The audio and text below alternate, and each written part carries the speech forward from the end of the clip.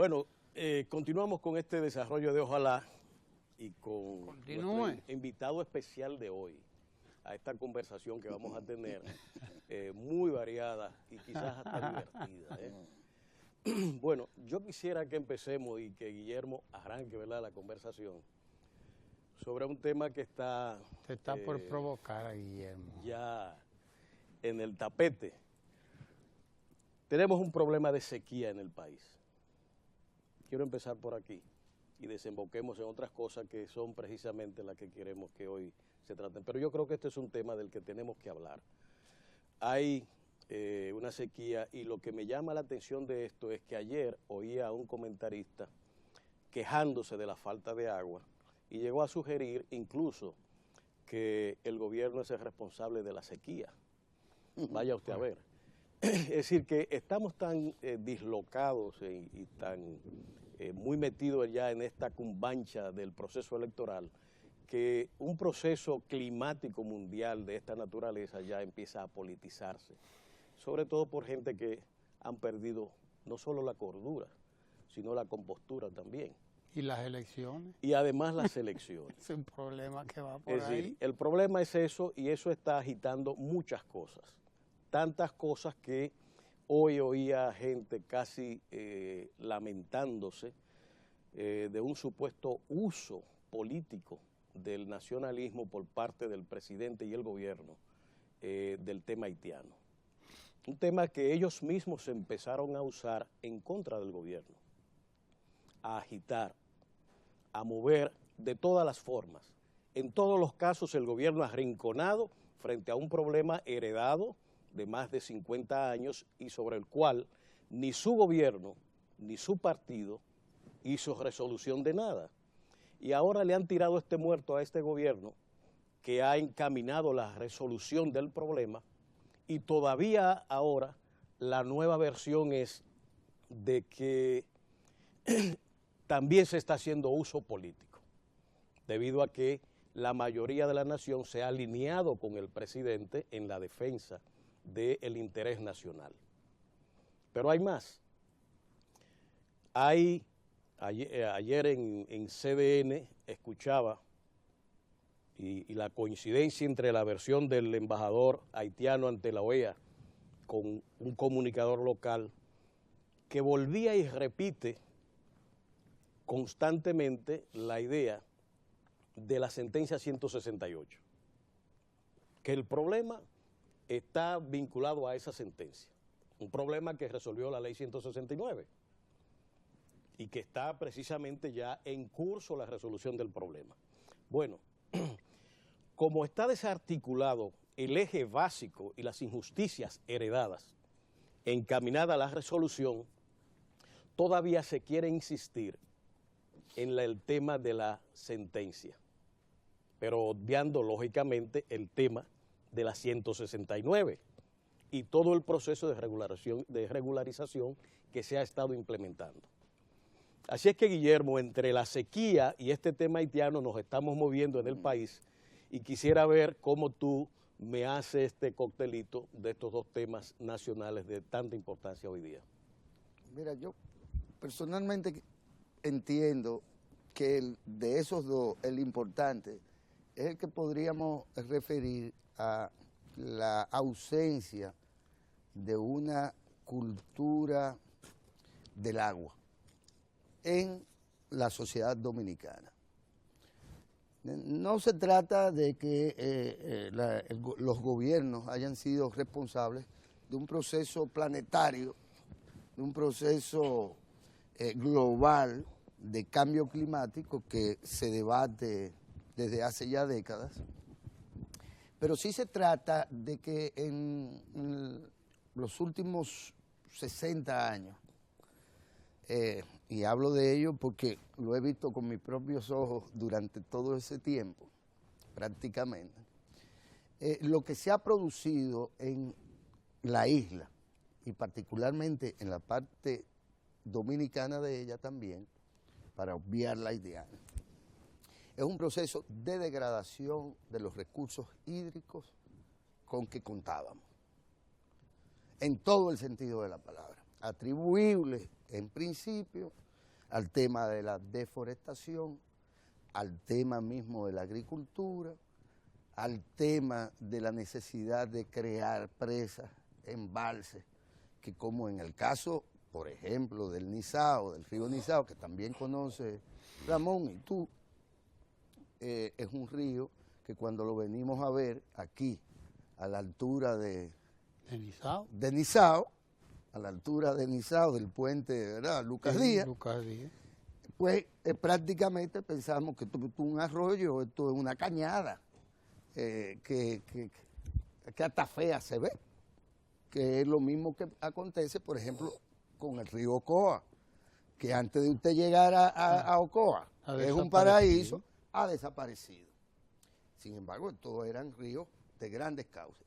En el caso de del río Nizao, usted tiene que es una corriente de agua que quizás la más útil de todas, es quizás la corriente de agua más represada, pero degradado su caudal a propósito del mal manejo que se ha hecho de las llamadas cuencas altas y medias, que tienen que ver con la deforestación o reforestación que se haga de la cordillera central en particular.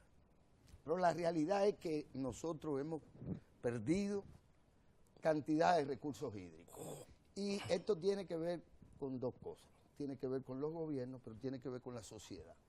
El dominicano, a fuerza de que de alguna manera el territorio de lo que llamó Colón la española, es un territorio bendecido, que muy posiblemente aquí se dice que venía de turista Papá Dios, y que aquí donde usted tira aún... Y se bañaba en los ríos. Y se bañaba en los ríos, y se bañaba en los ríos, donde usted aún en las áreas más cercanas del territorio nacional, usted escupe y sale aunque sea una guasama o una valla honda, ¿verdad?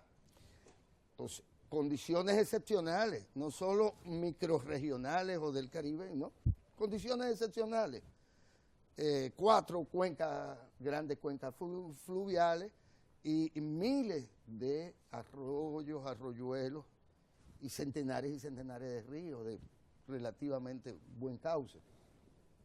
Tiene que ver también con el desarrollo de la agricultura, obviamente, y del campo en general.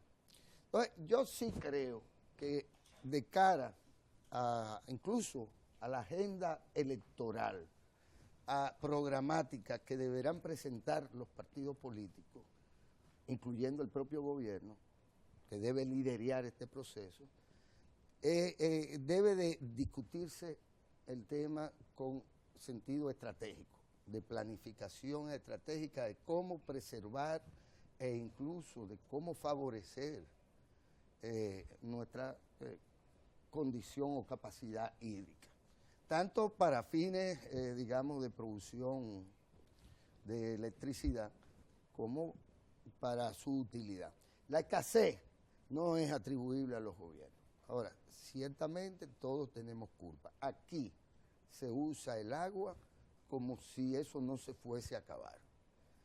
Aquí existen miles de variables que indican que desde una llave mal cerrada o que le falta una simple zapatilla, hasta que hay gente que cree que tiene que durar media hora echándose agua debajo de una ducha porque se siente tan sucio que no hay forma de limpiarse, ni de bañarse, aunque fuera con una pasta de jabón de cuava. Media hora echándose agua, porque eso, entonces viene el tema.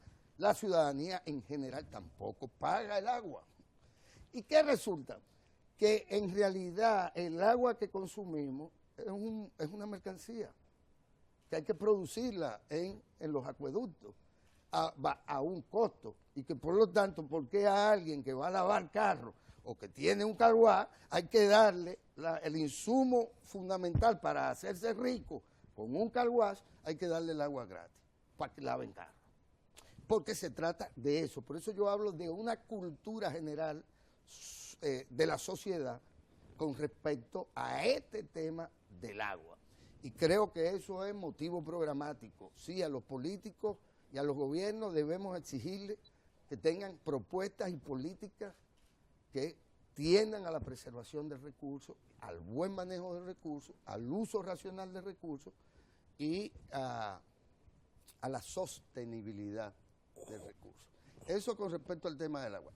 Con respecto a lo otro, yo pienso que nosotros mismos debemos asumirnos Déjame como... decir, Sí, antes de que entremos en el otro en tema, el otro tema. que muchos de los apellidos sonoros de aquí, de la oligarquía dominicana, de las grandes fortunas de este país, se hicieron tumbando palos en la cordillera central.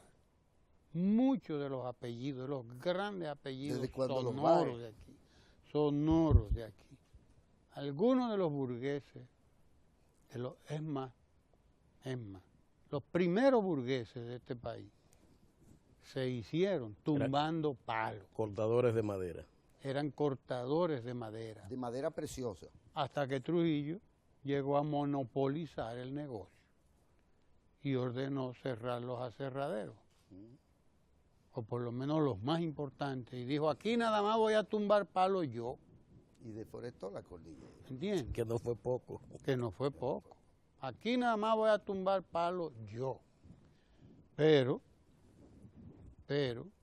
antes de Trujillo, y hasta después de Trujillo, porque aquí había tanto palo que dio, tanto árbol en esas cordilleras, que dio para que los Cabral, con Marco a Cabral allá, que tiraba los palos allá arriba en el Nizao, como se llama, en Valle Nuevo, para que bajaran los troncos y recibirlo aquí abajo en la desembocadura, para de ahí exportarlo.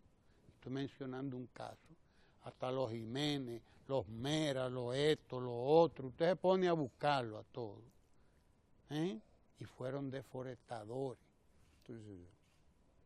Estamos hablando de décadas y décadas y décadas. Y la gente que sabía de estas cosas advirtiendo, señores, ¿por qué? Porque aquí hay un lugar de la cordillera central que le llaman la madre de las aguas, le llaman. Se llama así mismo, madre de las aguas. Valle Nuevo. Valle Nuevo, donde se derraman de allí todos los ríos así. Y unos cogen para el sur y otros cogen para el norte, los grandes ríos. Porque el este tiene muy pocos ríos y los pocos que tiene no los hemos utilizado. En eso tienen los técnicos de esta área, como Reynoso, Franklin Reynoso, que conoce muy bien de estos temas, que un día debemos hablar con él. Se ha olvidado las cuencas del este. Y quizás sea mejor así, para que así duran más.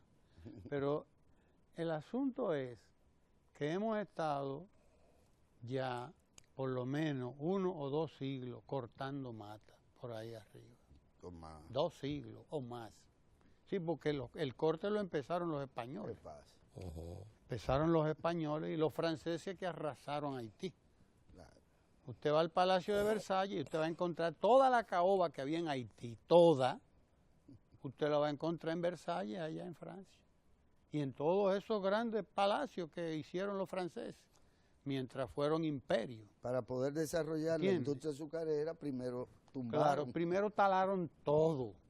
Ahí no quedó nada. Lo poquito que queda ahí, en el Pic Macayá y esa zona, es porque eso está tan alto ahí como ciertos lugares de aquí, de la cordillera central, que usted dice, bueno, pero ya vamos a dejar la moñita de la loma ahí, aunque sea. Y le dejan la moña a la loma, ¿me entiendes? Porque algo había que quedar. Y porque la naturaleza es una cosa tan generosa que ha ido también otra vez, facilitando el crecimiento de especies ahí de árboles. Pero el asunto es que las grandes fortunas de este país parte de ella se construyó talando monte, Sí. talando monte. Y resulta que después se continuó y ya se fueron aquellos, pero vienen los otros. Y el resultado es que el agua donde se produce ahí, donde se produce el agua es en los montes. Y si usted quiere verlo, váyase al Mogote, donde está la estación de esta planta.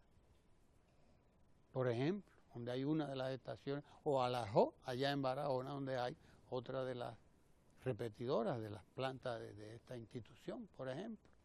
Para que usted vea, como lo he visto yo y como lo han visto ustedes, porque aquí todo el mundo es del monte, que a eso de las 2, las 3 de la tarde empiezan a bajar unas nubes así y peinan la montaña, pero eso no se detiene ya jamás. Eso sigue por 10, 12 horas hasta el otro día, cuando vuelve y sale el sol y se calienta. Pero a eso de las 2, las 3 de la tarde, y si es en invierno, eso puede ser el día entero. Las nubes usted la ve bajando así, bajando y pasando sobre los palos, y los palos retienen entonces esa humedad. Y usted ve que comienzan a gotear lo que le llaman los científicos la lluvia horizontal, porque no es una lluvia que cae de arriba, sino que es una lluvia que se produce por este fenómeno que todavía sigue ocurriendo en las lomas importantes de la República Dominicana, pero ya no en la magnitud que ocurría antes. Por eso los cauces de los ríos no son los mismos, que no hay la misma producción de agua. Pero nosotros seguimos gastándola ahora más, porque no somos 3 millones, como cuando Pedro Mir hizo el poema. 3 millones, suma de la vida, y entre tanto, qué sé yo, cuántas colinas, y no sé cuántos, y tierra por aquí, tierra por, como dice don Pedro ahí, y ríos, y esto, y lo otro, porque él describe esa naturaleza. Éramos 3 millones, es más, éramos menos de 3 millones, hoy somos 10. Somos 10, 7 millones más de cuando don Pedro hizo el poema. Y en realidad somos 20. Somos 20 si agregamos los 10 millones de haitianos. 20 gravitando sobre un mismo ecosistema, que es la isla. Sobre el mismo ecosistema. Es sobre el mismo ecosistema, sobre la misma isla. 20 millones ahora. ¿Me entiende? El resultado de eso es catastrófico, aquí donde quiera. Y cuando llega el niño es que lo vemos y lo sentimos, porque ha aumentado la cantidad, la demanda de agua. Porque ahora todo el que tiene un carrito tiene que lavarlo con una manguera, y usted ve la manguera en su casa, una cosa que está prohibida en Europa, déjenme decirle. Claro. Que yo vi un alemán aquí que se quedó así cuando vio, y aquí se puede eso. Una alumna mía de La Salle que venía de intercambio, y decía que lo que más le sorprendía era eso, ver cómo aquí se usaba el agua. Cosas que están prohibidas en Europa, que tienen el Rin, que tienen el Danubio, que tienen todos los ríos del mundo habido y por haber navegables todavía. Ellos tienen una cultura del agua. Aquí no. Sí, también es de la escasez. Que es de la escasez, desde luego. Pero debemos tener una cultura, con respecto al agua, la realidad es que debemos tener una cultura de la escasez de agua. Esa es la realidad. Debemos tener una cultura de la escasez. Y sobre todo en esta isla, por Dios, porque esto es una isla. Las islas tienen los recursos muchísimo más limitados. Hay unas cuantas de esas islitas del Caribe que no tienen agua, que hay que llevarle agua en barcos, cisternas, que son los que van y llevan el agua a muchas de esas islitas, pero que cuando llegaron los españoles aquí tenían monte. Sí. Cuando llegó Colón tenían mayor diversidad biológica, como la de Madagascar, sí, con condiciones excepcionales que ya quisieran los europeos tener. Sí, las islas tienen su encanto, por eso tú tienes que saber administrarlas, tienes que saber administrar los recursos que tienen, porque son un encanto realmente, tienen un encanto particular por ser islas, precisamente, pero si usted la administra, como hemos venido nosotros administrando esta isla, todo aquí, Pues mire usted, porque hablamos de los montes, hablamos de los apellidos sonoros que surgieron en la oligarquía tumbando monte aquí, pero hoy los que surgieron sacando arena y piedra, cascajo, y siguen surgiendo. Se llaman areneros ahí. Los areneros. Usted se imagina lo que ha estado pasando aquí. Eso da ganas de llorar, porque cuando en un continente como el continente asiático y en el europeo fabrican la arena, como decía Juan Bosch, triturando la roca, aquí sacamos arena mojada, que usted ve los volteos que van estilando el agua en la carretera, lleno de arena, que se la sacamos a los ríos. Y cada vez que usted saca arena de los ríos, lo que hace es que el agua se va más para abajo y va extinguiendo el río, donde quiera que sea. ¿Entiende? Entonces esos son aquellos polvos. Y no hablemos de los productores de carbón. Es que es como dice el refrán. El refrán dice, aquellos polvos trajeron estos lodos. Es así, aquellos polvos trajeron estos lodos.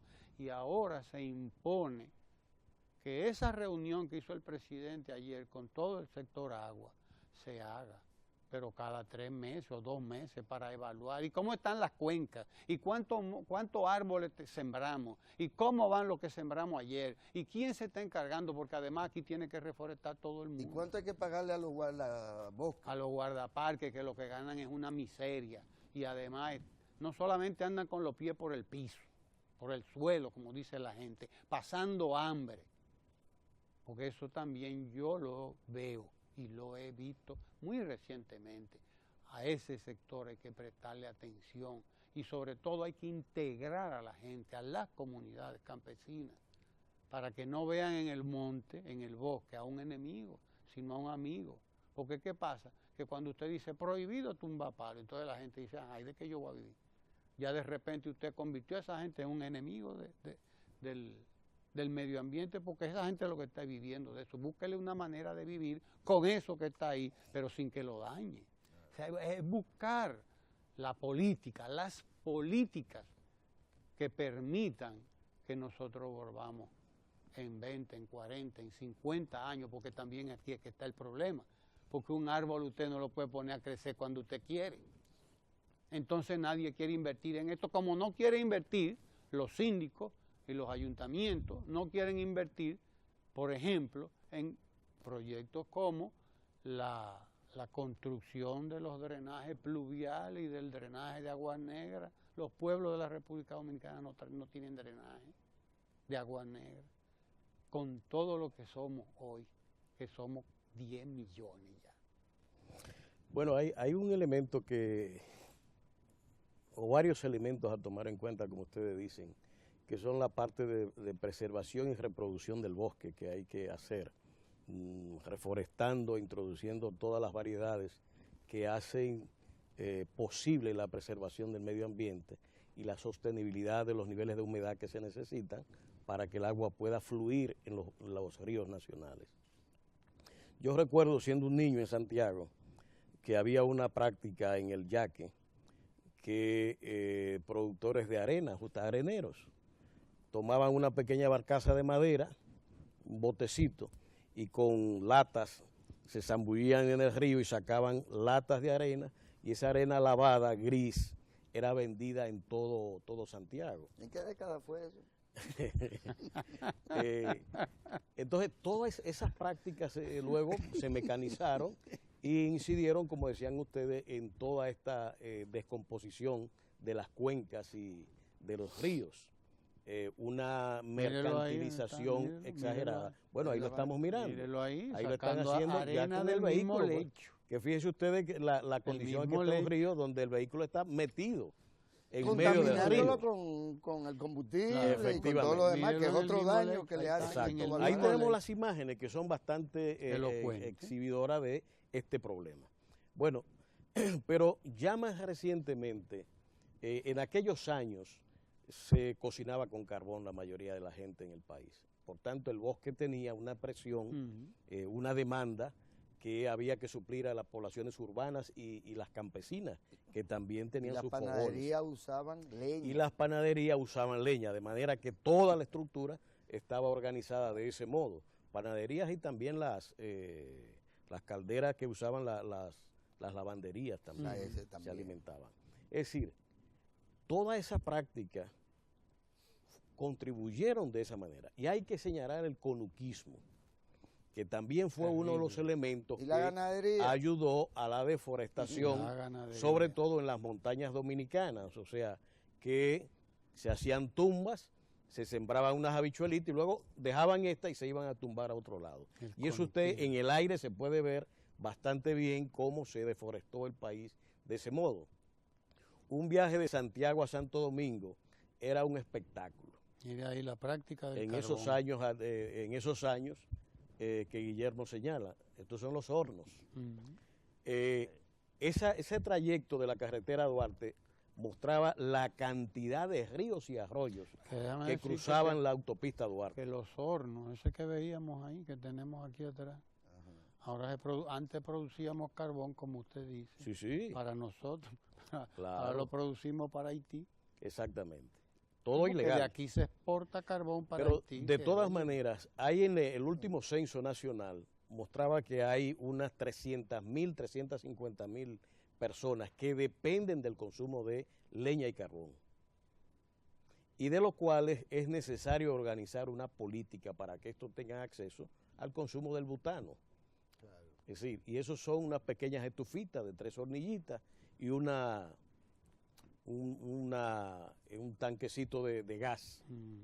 De manera que es una política todavía. Incluso el censo establecía que los mayores consumidores de leña y carbón estaban en la cuenca del Enriquillo y aquí en el este, en el área del Ceibo y Atomayor. Es donde están los mayores consumidores de eso.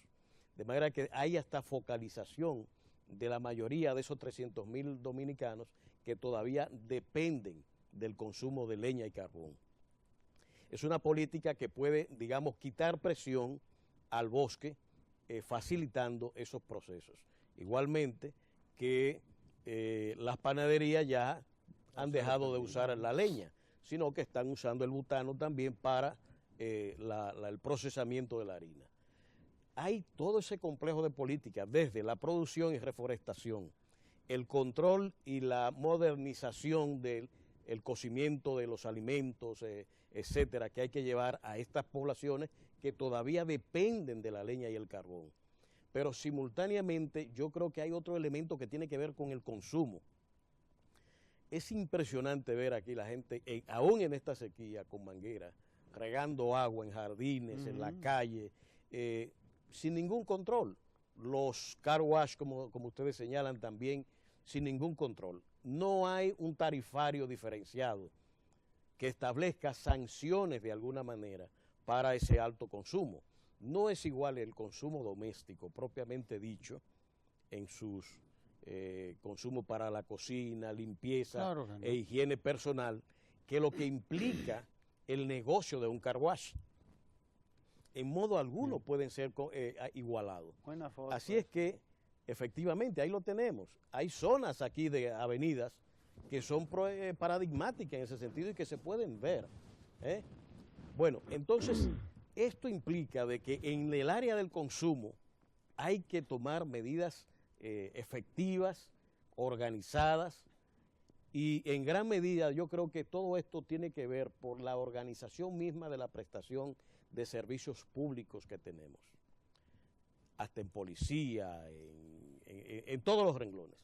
No hay una territorialización de la prestación de servicios, donde responsables locales puedan tener y responder por sus servicios a ese territorio, a esa demarcación, que no son ni pueden ser ya las ciudades vistas en su conjunto de cuando éramos 2 millones de habitantes. Es imposible pensar eso así. Si usted dice que Capotillo es una demarcación que tiene cerca de 140.000 o 150.000 habitantes, es imposible pensar que allí el servicio policial, el servicio de agua, el servicio de salud, no esté bajo un esquema territorial con responsables locales para hacer efectivo la prestación de bienes y servicios Que no públicos. sea una ciudad en sí misma. Usted no puede pensar que una población de 150.000 habitantes no constituye como tal un municipio en sí mismo. Absoluta. Más grande que ciudades incluso. Claro que sí. De este país. Entonces, hay en la organización, y esto puede afectar a algunos gente que quiere buenos servicios públicos, pero sin empleados.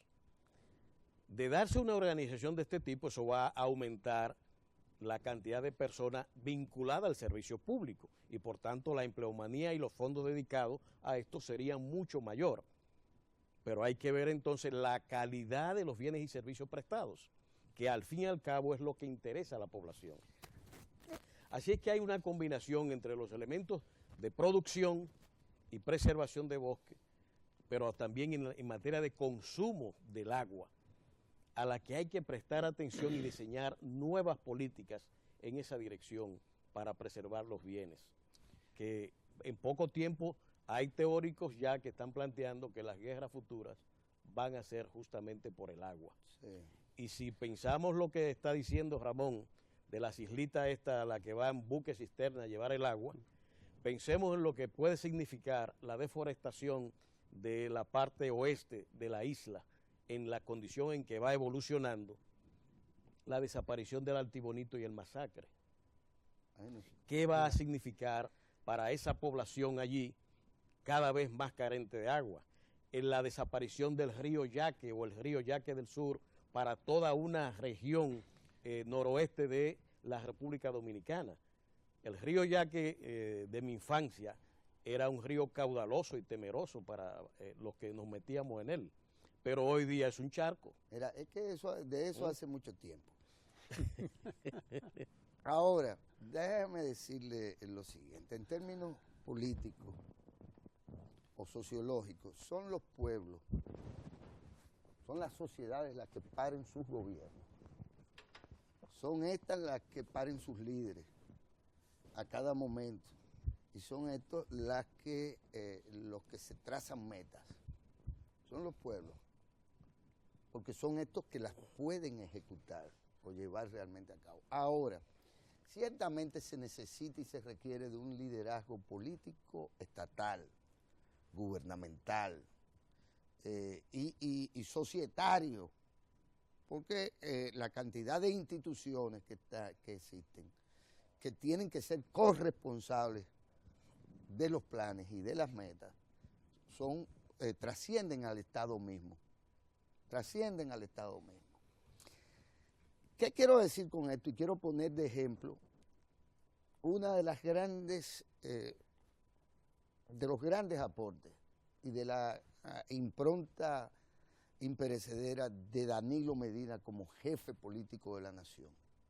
Lo fue el haber trazado y haber puesto a la sociedad en conjunto a actuar, a movilizarse para acometer el tema del analfabetismo, de la erradicación del analfabetismo.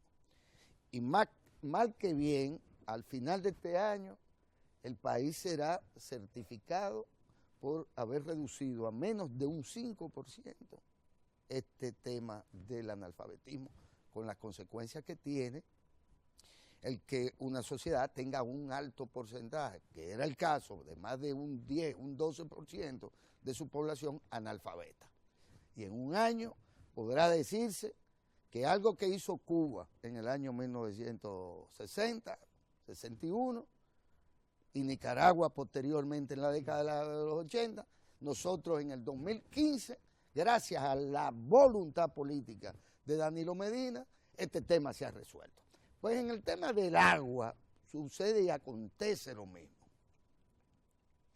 La sociedad, las instituciones, pero la voluntad política tiene también que ser categórica, determinante, porque, y esto quizás no debería decirlo, pero me voy a colocar en la del simple ciudadano que siempre ha dicho lo que piensa, sin mucha censura. La sociedad no siente a medio ambiente, al Ministerio de Medio Ambiente, al frente de los problemas medioambientales del país. Cuando no son los empresarios que lo asimilan como un obstáculo para las inversiones, por todo el aparato burocrático inservible, que lo que hace es construye, sí, una serie de iniciativas del sector privado. La simple gente que, como decía Ramón, de repente son enemigos del medio ambiente, porque para sobrevivir, bueno, pues tienen que valer de los únicos recursos que tienen a su bendito alcance. Y se convierten en un factor de retranca para la preservación, la conservación y para el desarrollo. Pero desde esa instancia, la comunitaria, la municipal, que tiene que asumir territorialmente lo local, y en este caso hablamos de lo medioambiental. Esta sociedad y estos gobiernos, y hay que decirlo, admitieron que el emigrante del campo a la ciudad fuera y se instalara encima de una cañada. ¿Qué es lo que es una cañada? Un curso de agua. Un curso de agua, un pequeño arroyuelo que baja, a propósito de ese fenómeno que muy bien describió Ramón ahorita. Y causa, bueno, pues ahí se metieron ahí defecan, ahí lo usan de basurero, ahí hasta se bañan. Después de defecar y de echar la basura, entonces se bañan. Eso conduce a un dato interesante, que es el que tú estás trayendo, y que debo agregar: los invernales de las ciudades se tapan esencialmente por la basura que el ciudadano tira en la calle. Exactamente. Que el ciudadano tire en la calle. Pero la vocación que usted ve en los medios habitualmente es reclamar al Estado que no limpia a los invernales y a los ayuntamientos. Y es verdad que no lo limpia. Pero no los ensucia. Pero el problema está, que es lo que hacen los ciudadanos, es que usted es el que está lanzando los vasitos, las funditas, en las calles. Y tiran las basuras también. Entonces, y defecan en las corrientes de agua y se asientan donde no deben asentarse, y cuando el río viene, en temporadas de lluvia, se lleva a la casa, se lleva los bienes, entonces, el Estado no ha aparecido por aquí, pero se han asentado en el lecho del río. Pero igual, déjenme ponerle el otro ejemplo, para que no se piense que es un tema político el de mi referencia a lo de medio ambiente. ¿Cómo es posible que usted dé órdenes, ya sea desde la sala capitular o desde el Ministerio de Obras Públicas, para que un sector residencial concebido como lo fue, por ejemplo, el ensanche Naco, usted lo convierta en sí mismo en un territorio lleno de torres, con toda la carga de la nueva densidad, con toda la carga del nuevo consumo, porque donde usted tenía una casa, usted tiene un edificio de 20 plantas con 20 familias y no con una, consumiendo y defecando, pero además consumiendo agua subterránea, que es el otro tema, y además de eso, ensuciándola. La misma agua, el subsuelo. La misma agua, el mismo subsuelo, usted lo contamina, contamina eso, lo consume, etcétera, etcétera, porque es una cadena. Y aquí es donde nadie puede escurrir el bulto. Ahora, los políticos tenemos, los gobiernos tienen que asumir roles. ¿Cuáles son los roles? El de conducir también, el de dirigir hacia determinadas metas y el de impedir que lo que está mal hecho se siga haciendo mal. Y yo personalmente creo que la perspectiva del presidente en el día de ayer, a reunir estos sectores, es una luz en el camino. Porque usted no le va a poder dar respuesta a una situación de emergencia en agosto. Si usted no la previó hace 6 meses, usted tiene un problema, porque en un mes usted no va a poder dar respuesta al verano nuestro, que es el periodo estacionario de escasez del recurso. Entonces, aquí hay que asumir, yo entiendo, el deseo primero de que la gente se movilice para resolver el problema, políticamente. Por eso siempre pensé que don Juan tenía una visión tan extraordinaria que entendía que los partidos tenían que ser escuelas de ciudadanía. Claro. Escuelas de ciudadanía. Porque estos partidos políticos al fin y al cabo no sirven más que para promover a los políticos, para elegir candidatos, pero no sirven después para entonces, vamos a movilizarnos políticamente para resolver el tema del analfabetismo. Los partidos políticos, estos que hablan de que son del progresista, o que hablan de que se oponen al gobierno y que han sido incapaces de alfabetizar a los celadores de sus locales. Entonces eso no puede ser. Y no es solo el gobierno al que le corresponde el tema, pero es también a la ciudadanía y a los medios de comunicación estatales o privados. Hablamos de continuidad de las políticas, porque es de eso, que los problemas no se resuelven de un momento a otro, como tú lo decías ahora. Nosotros tenemos, y en esto hay que ser también justos, ¿no?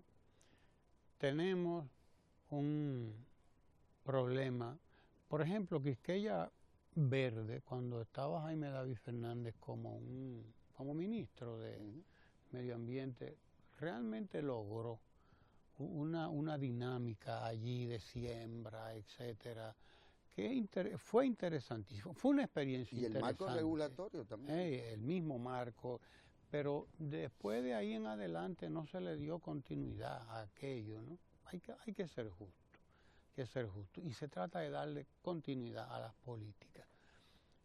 Nosotros tenemos ahí el tema haitiano, no es un problema, es un tema. O sea, que nos convierte en problema, bueno, en determinados momentos y en determinadas instancias. Ahora mismo, es una lástima que, por ejemplo, los planes que había previsto el presidente de la República, el presidente Danilo Medina, de llevar a cabo campañas de reforestación, no solamente aquí, sino también del otro lado, no se hayan podido llevar a cabo, porque la dirigencia haitiana es la cosa más irresponsable de la bolita del mundo. Claro. Esa es la cosa más irresponsable de la bolita del mundo. Pero está ahí, gravitando sobre este lado, no solo con la migración, también está gravitando con una presión sobre nuestros recursos naturales, porque es verdad que, por ejemplo, la cordillera de Bauruco, la sierra de Bauruco, está en peligro. Pero está en peligro por el contubernio que hay entre empresarios privados dominicanos y empresarios privados haitianos, que ven en el negocio del carbón un gran negocio, porque allí la gente no tiene estufa. Ahí es verdad que no hay estufa. Aquí tenemos 300,000 dominicanos y dominicanas que no son empresarios. Sí, porque una persona que vende 1,000 sacos de carbón, por ejemplo, o 3,000, o 4,000, o 20,000. No, eso es un mercado que Nosotros, usted, mira, óyeme, usted coge de Juana estamos Méndez, hablando de más de 70,000 sacos de Juana carbón Méndez a que sale de aquí, Haitiano, mal contado. y se ve en la calle las casas, cada una de ellas con 10, 20 sacos de carbón a la venta. ¿Qué es lo que Y los vehículos se tenemos que detienen allí, decir? montan 2 o 3 sacos y siguen. Tenemos que ver, ¿no?, cuál es la solución del problema. La solución del problema es que esa clase, esa élite haitiana entienda que el problema de ellos es la miseria, es la pobreza de ese país, y que mientras no se resuelva ese problema, pues no se va a resolver ningún otro. Y nosotros vamos a tener la presión de esa parte, demandando también de este lado recursos que a nosotros nos hacen falta. O sea, es un problema también de cómo se va, de ver cómo se resuelve ese problema de la miseria, de esa pobreza secular de ese país, porque esa élite haitiana que vive en Miami, que vive en Canadá y que vive en París, nada más se dedicó a eso, a sacar riqueza de ese pobre pueblo explotado y explotado y explotado todo el tiempo. ¿Entiendes? Entonces, esa es una de las partes que está gravitando ahora seriamente sobre los recursos naturales de allá y de aquí, de este lado. Porque mientras haya esa miseria ahí, pues va a haber un problema de sanidad, de reforestación y de todo lo que es presión sobre los recursos humanos también. Hay una clara vinculación entre el atraso haitiano y la riqueza élite económica claro. y política haitiana, No, sin lógico. lugar a dudas. Es claro la riqueza escandalosa de esa élite frente a la miseria absoluta, masiva Mira la de esa foto aérea. población. Mira la foto aérea. Esa es la foto del Pónganlo, satélite, la foto del área haitiana y el famosísima, área dominicana. Foto famosísima que la hizo famosa el ex vicepresidente Al Gore. Sí. Fue quien tomó esta foto Exacto. en un estudio. Yo creo estaba que ya haciendo. eso no es así como Ya, la cosa. ya lo ha había variado. Pero de hecho todas el señor maneras, Cousteau, Custó que la hizo por mar y por tierra. Ciertamente, Sí. ciertamente. Ya eso ha ido cambiando sin lugar a dudas. Pero el tema es el siguiente. Para poder producir una mejoría en las relaciones dominico-haitianas, que implique un entendimiento y un diálogo sostenido, tiene que producirse un cambio político importante y social y económico en Haití con relación a la concentración de riqueza que hay en ese país, que no está permitiendo la permeabilizar esa riqueza hacia la población, que no ha permitido incluso, y en eso hay responsabilidad internacional, de que se puedan crear instituciones sólidas en Haití, porque no es del interés de esa élite político-económica haitiana. El desorden es la forma en que ellos pueden seguir acumulando riqueza de la manera desorbitada en que lo están haciendo. Y mantener esa desigualdad. Entonces, obscena. esa desigualdad y esa miseria es la fuente de la presión migratoria que tiene República Dominicana. No hay solución y posible fuente de sin la presión sobre mejoría los social y recursos económica. Natural. Claro. Ahora bien, hay un dato último que está creciendo y es el siguiente. En Haití hay identificado ya minas de oro, muy claramente establecidas ya con investigaciones. Y están en el área de Caracol, en el nordeste haitiano. ¿Cuál es la Incluso ha sido ya concesionada la mina a una empresa norteamericano-canadiense. Y ya se ha señalado, Le Novelis señalaba en un artículo conocido en Haití, el vínculo de esta empresa que creo se llama WCS Mining, que tiene ¿Y esa es una fuente confiable? un hermano de la candidata presidencial de Estados Unidos, Hillary Clinton, que es parte del consejo de esa empresa. Pero además es parte del consejo, vaya usted a ver, el ex primer ministro haitiano, Jean Valériev, es parte también de ese consejo. Y la estimación que hay de esa mina de oro haitiana es de unos 20.000 millones de dólares en reservas de oro. La gestión de esta Desde mina, ahí podemos explicarnos algunas la gestión de esa cosas, mina ¿verdad? se da justamente en el mismo proceso de el terremoto haitiano, 2010-2011. Mientras los haitianos se debatían en aquella debacle destructiva y mortífera, había gestores allí buscando la aprobación de esta mina, la concesión, y la han logrado. Y hace poco, precisamente, Le Novelis hacía este comentario preciso y que motivó incluso, ya tengo la declaración pública de la empresa, una respuesta de la empresa explicando el vínculo entre el señor hermano de la candidata presidencial Clinton y del ex primer ministro haitiano en el consejo de dirección de la empresa. Hubo una declaración hay que seguir debidamente a que hay todo ese proceso. Pero lo que quiero señalar es que hay elementos económicos importantes jugando en esta situación que estamos mirando y que se gestaron justamente a raíz del terremoto haitiano.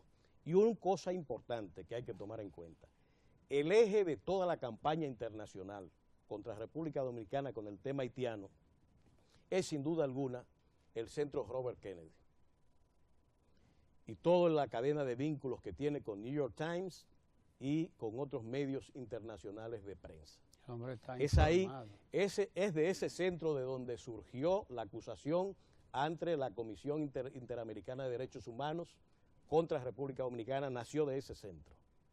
De manera que, y ese centro tiene una estrecha vinculación, como sabemos, con la familia Clinton, que además era uno de los delegados del gobierno norteamericano durante el terremoto en Haití. Mire, doctor, ya se nos acabó el tiempo de mi entrevista.